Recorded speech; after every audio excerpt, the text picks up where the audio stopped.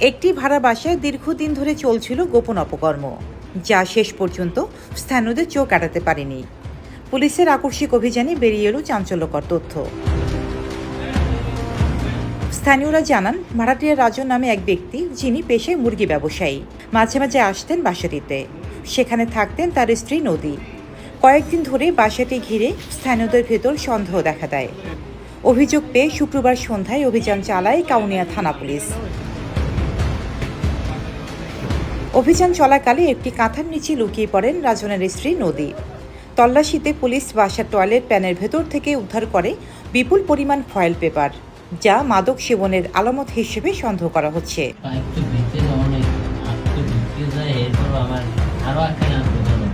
Police জানায়, এ সময় বাসায় আরও এক তরুণী ছিলেন, যাকে নদী আত্মীয় বলে দাবি করেন।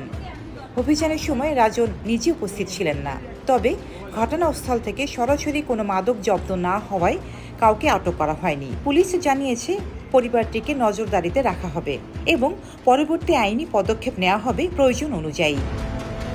রোজিনা রোজি, দেশকাল নিউজ।